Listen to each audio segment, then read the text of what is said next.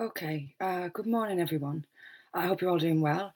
To start this morning, I wanted to say thanks to everyone who came along to see me last night in Birmingham, and to Paul for organising it. Nice to meet you all.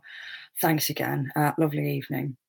Um, I just want to say a couple of things this morning about a topic that has been getting a lot of press lately, and that is anti-Semitism. And it's been in the press a lot recently because Labour seems to have a bit of a problem with it. Now, should surprise nobody at all, well, for several reasons. One, because the left has always had an issue with Jews. Largely, you would have to come up with your own reasons why, but in my view, largely because Jews are a minority that don't behave like victims.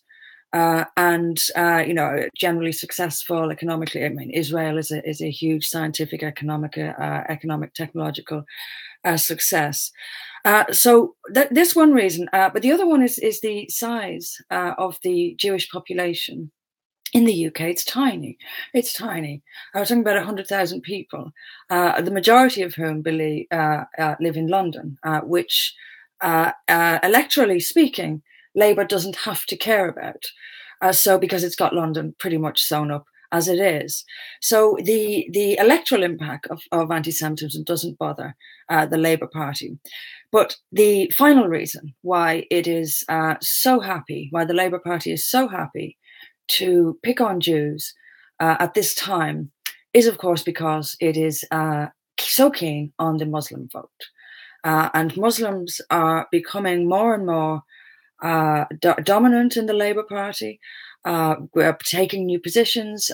We've got several local councillors, many of whom are embroiled in Sharia advocating, bullying people who dare to say anything negative about Islam. And they're becoming more and more dominant and prominent in the Labour Party. And of course, the Muslim population of the country is much, much bigger. We're into millions. So it's got to have an electoral impact, particularly in areas in the north of England, for example, where Muslims potentially, if not already, hold the balance of power in many seats. So this is the reason why Labour is fine with and is swimming in anti-Semitism. But it's a bad sign generally, and anti-Semitism is rising generally across Europe. And I think that's a bad sign. I think when these sort of old hatreds start to raise their heads again, it's not a good sign for the future. And I saw a shocking statistic recently, and I'll post this article. It was in the Gatestone Institute. I'll post this article beneath this video, which said that half of France's military and police numbers, it's half of its military and police are used to protect synagogues and Jewish schools across France. Such is the threat that Jews are facing in France, that tens of thousands, in 2015 alone, 10,000 Jews left France for Israel. And it's not only in France either. In Germany, and this one gives me chills, the synagogue in Wuppertal in Germany was burned down by the Nazis in the 1920s. And then in 2017, it was burned down again by Muslims. And they got not a single day's jail for it because the judge in the case deemed that this was a legitimate protest against Israel. Now, we have a situation where we have people marching through streets calling for the gassing of the Jews. This is not good sign for the near future. When things like this start to happen, you know things are about to break down and things are about to get very nasty. Now, people say it to me, and I get it, I'll probably get it after this video. It's the Jews. The argument seems to be that the Jews are behind the open borders and the multiculturalism. And it astonishes me. But yes, there are Jews who call for open borders and multiculturalism, but no more than anyone else. And what about the Pope? What about the Archbishop of Canterbury? Successive popes and successive archbishops of Canterbury asking and calling for open borders, and we need to embrace refugees and all the rest of it. In my experience, coming from the left, not the loony left, but the left, I was in Labour for years. In my experience, the people most vocal for open borders, for dismantling European and specifically British society are not Jews, but white English. And I have never been able to figure out what it is about left-wing white English people who so want and are so desperate to dismantle this country. This picking on Jews is simply a sign that we're going into a new fascism, a new hatred, a new totalitarianism, with the left in alignment with Islam. And if I were a Jew, I would be, I mean, I am extremely worried, but I would be very, very worried about the future of Jews in Europe. And I would start, and I'm making an appeal to Jews in Britain and across Europe to wake up. To wake up. You'll still see prominent Jewish groups, Jewish media, still blaming all this on the far right. Now, the actual anti-Semitic far right is minuscule. Your real problem, Jews, is not coming from the far right, although I admit they're still there, they're powerless. The real problem and the real threat to Jews and to anyone else who is half decent and who wants to live in a free society is not coming from the far right. It is coming from the far left in alliance with Islam, which is theologically commanded to hate Jews. We need to wake up to this. We need to wake up, and Jews in particular need to wake up. Stop supporting parties that hate you. Stop voting for Labour.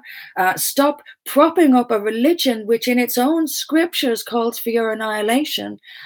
See your enemy. Know who your enemy is. And it isn't me, and it isn't others who think like me. We are not this mythical, dangerous far right that you're told to worry about all the time.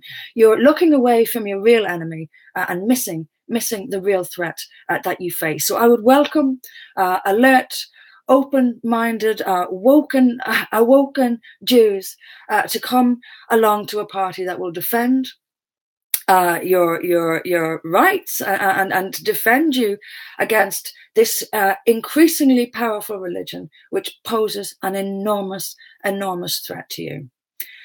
To finish today, I just wanted to say a quick thank you to Morrissey, who gave For Britain a real boost over the last couple of days, and the press is all over it. And I can see, I wrote a brief thank you to him on my own website, annemariewaters.org. I can see what the press are doing. They're trying to make out that he's basically unhinged, picking little bits and pieces out and making it look like he's some sort of crazy guy. But as I said in my thank you to him, actually, it's the journalists who don't get it. Most of them are simply not intelligent enough to understand what we're talking about. And it's as simple as that. So thank you to Morrissey for giving us that boost. Okay, weekend. I'm going to be campaigning for the next few days. And I will drop an email to supporters tomorrow. I'm off out after just now, actually, doing some filming. I will drop an email to supporters tomorrow about where and when we are campaigning over the weekend. We're campaigning every day over the weekend. And I'll let you know where, and if you can give us a hand with that, we'd be really grateful.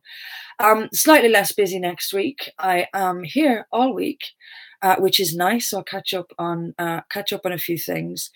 My book is almost, I'll give it another couple of weeks, and I'll be plugging that at every chance I get. And I start the first of the weekly blogs that I mentioned. The first one will be posted tomorrow.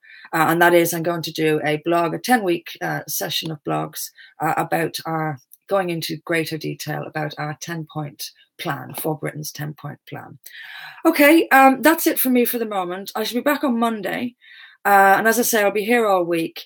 And if there are any topics you want me to give a few minutes to, please let me know. In fact, I've just reminded myself, there is one that a member has sent in, which I'll cover on Monday, which is, again, police inaction and police incompetence in the face of obvious crime going on under their noses. Okay, that's it from me for this morning. Have a nice weekend. I see you back here at 11 o'clock on Monday. All right, take care until then.